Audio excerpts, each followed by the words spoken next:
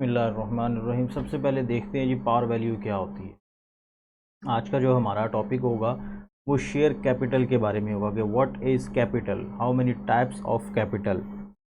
बहुत important topic है।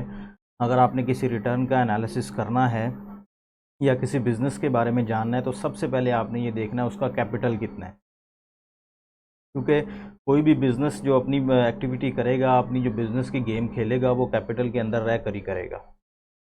तो एज ए इंस्पेक्टर जब हम एनालिसिस करेंगे तो सबसे पहले हमने उसका कैपिटल डिटरमाइन करना है कि उसका असल में कैपिटल कितना था, फिर बाद में उसके एसेट से हम उसको मैच करेंगे। तो कैपिटल के बारे में हमें सबसे पहले ये पता होना चाहिए उसकी टाइप्स कितनी हैं, उसकी वैल्यू कैसे डिटरमिन होती है। सबसे पहला जो टॉपिक आ रहा है जिसके बारे में आज हम डिस्कशन करेंगे वो है पार वैल्यू। पार वैल्यू क्या होती है?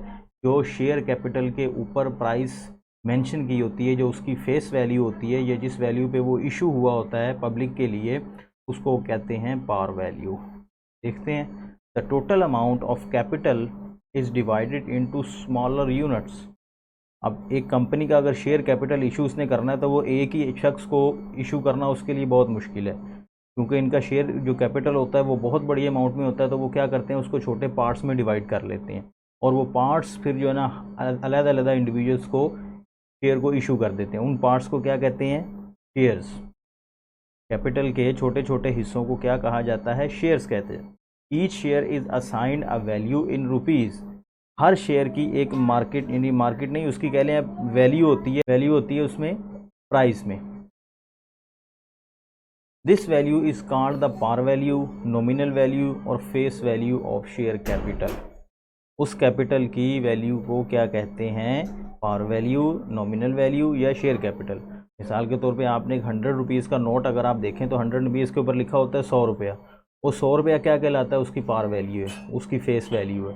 इसी तरह डॉलर है, अगर डॉलर के ऊपर भी अगर कुछ अमाउंट लिखी होती है वो उसकी फेस वैल्यू है। लेकिन जब स्टॉक एक्सचेंज मार्केट में वो एक्सचेंज हो रहा होता है या ये जो शेयर प्राइस, शेयर जो होते हैं मार्केट में सेल परचेज हो रहे होते हैं, तो वो अपनी पार वैल्यू पे सेल परचेज नहीं हो रहे थे, वो अपनी इंट्रिंसिक वैल्यू पे सेल परचेज हो रहे थे, जो हमने लास्ट क्लास में देखा था कि इंट्रिंसिक वैल्यू क्या होती है। इंट्रिंसिक वैल्यू होती है कि उस कंपनी की वेल्थ उसमें रिफ्लेक्ट हो रही होती है, उस कंपनी के जो ताकत होती है वो उस शेयर से शो हो रही होती है। नेक्स्ट क्या आ रहा है? Book value. बुक वैल्यू उसके अकाउंट से पता चलेगी, उससे उसकी बुक वैल्यू डिटरमाइन होगी। वो कैसे? It is the value of the shares according to the books of accounts of the company. Books of accounts कौन सी होती हैं? उसकी फाइनेंशियल पोजीशन बताने वाली जो बुक है वो है बैलेंस शीट। उससे पता चलता है कि इसकी इस वक्त शेयर की वैल्यू क्या है। स्टार्ट में अगर बिज़नेस किया आपने, कंपनी ने बिज़नेस किया 5-6 साल हो गए हैं, उसने कुछ ना कुछ तो प्रॉफिट अर्न किया होगा। तो उस प्रॉफिट को जब उसके कैपिटल में ऐड करके टोटल शेयर से हम डिवाइड करेंगे, फिर एक वैल्यू आएगी कि इस वक्त अगर ये कंपनी डिज़ोल्व होती है तो हर शेयर होल्डर को कितने पैसे मिलेंगे। वो उसकी क्या कहलाती है? बुक वैल्यू कहलाती है।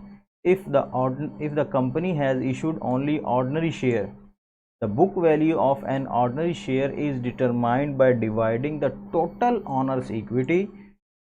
टोटल ओनर इक्विटी में क्या चीज़ आती है?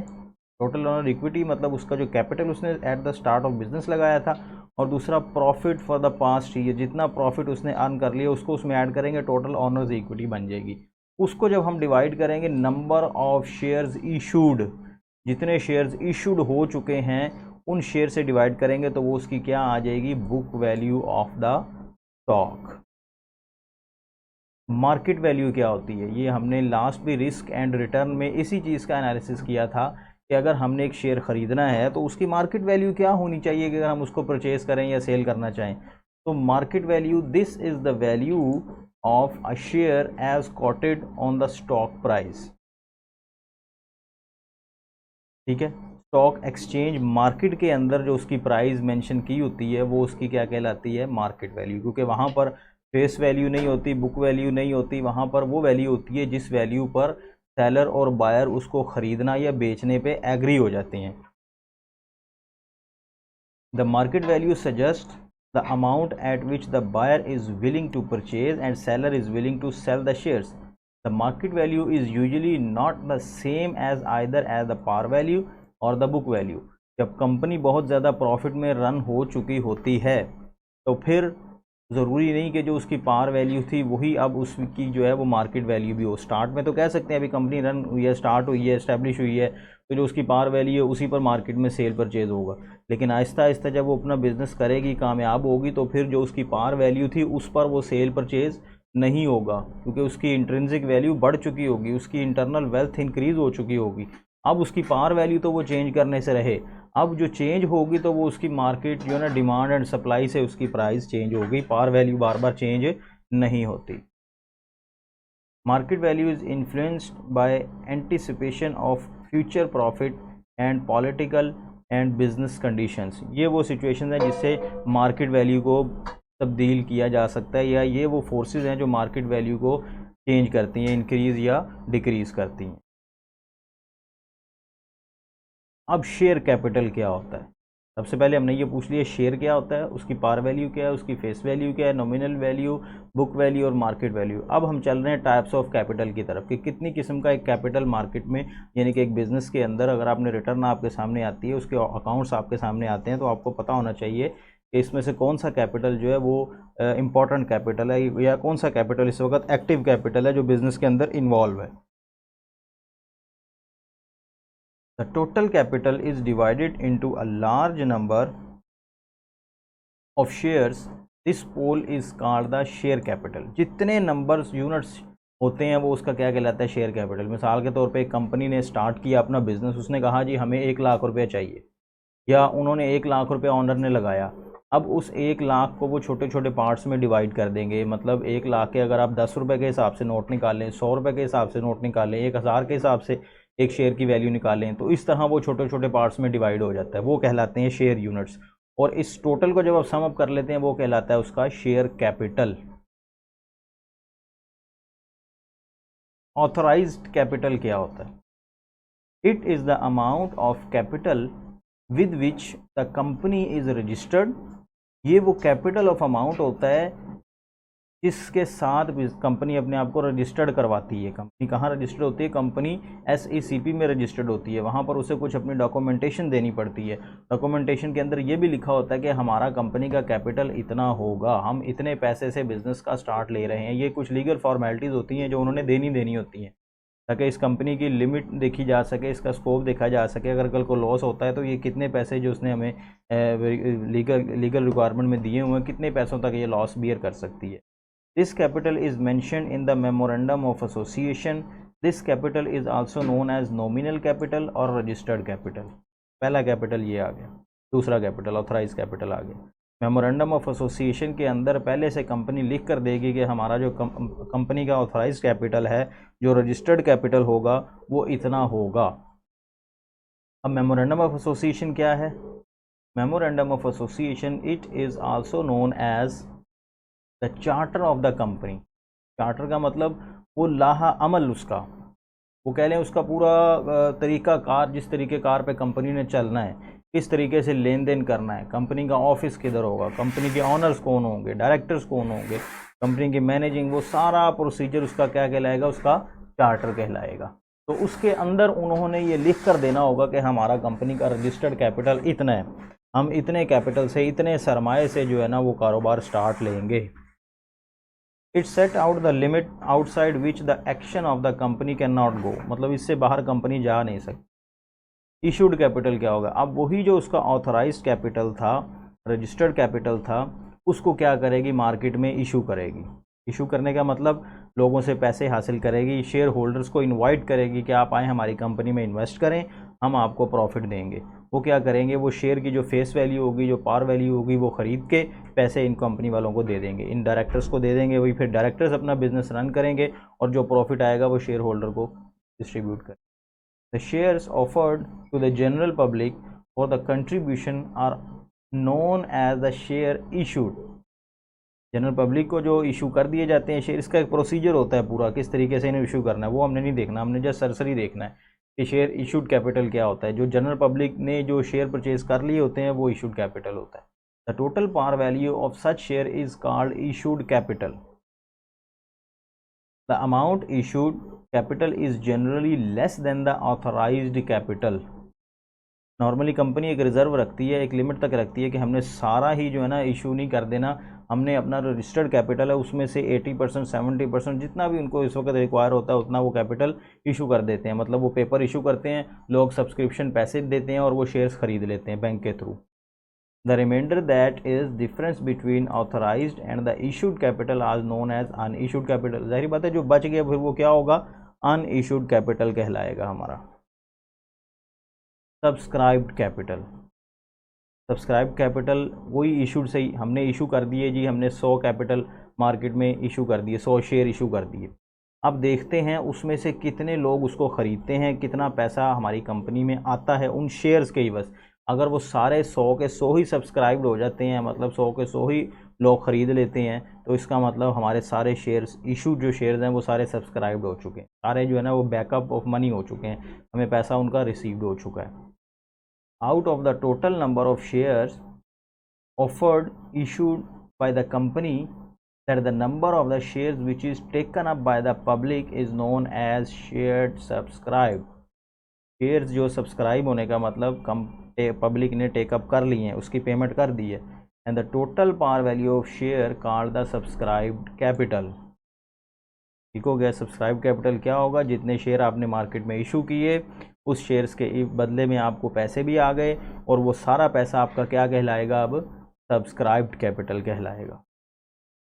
Called up capital. अब सम टाइम ये होता है कि कंपनी जो इशू करती है कैपिटल उसमें से एक लिमिट दे देती है जनरल पब्लिक को कि आप ऐसा करें कि सारे पैसे ना दें, अभी इसमें से इतना पोर्शन दे दें, इतना पोर्शन जब हम आपसे रिक्वायर करेंगे या जब कॉल करेंगे तब आप हमें ये पे कर देना।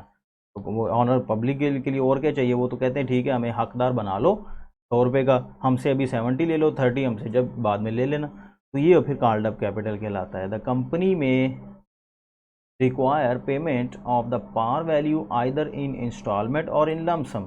कंपनी के पास इख्तियार है वो लमसम करे या वो एक ही दफ़ा पेमेंट कर दे instalment. This amount is known as called up capital. तो ये जो वो अमाउंट रिक्वायर करेगी लेस देन पार वैल्यू वो उसकी कॉल्ड अप कैपिटल कहलाएगी। For example company issued a capital of rupees, company issued a capital 5000 shares, 5000 share उसने issue कर दिए, एक शेयर की वैल्यू है 100 रुपीज़, ईच 100 रुपीज़ है। साथ उसने ये रिक्वायरमेंट भी रख दी या साथ उसने ये लीवरेज दे दिया जनरल पब्लिक को कि आप अभी 70 रुपीज़ हमें सबमिट करवा दें। कंपनी को क्या कहा कि 70 रुपीज़ अभी आप सबमिट करवा दें, 30 रुपीज़ आप ना जमा करवाएं, लेकिन आपका जो हक होगा वो आपका 100 रुपीज़ का होगा, 100 रुपीज़ के मालिक बन जाएंगे। 30 रुपीज़ जब हम आपसे कॉल करें तब आप हमें जमा करवा देना। तो इसको कहते हैं कॉल्ड अप कैपिटल। जितना उन्हें आ गया है वो कॉल्ड अप कैपिटल है, जितना नहीं आया वो अनकॉल्ड अप कैपिटल है।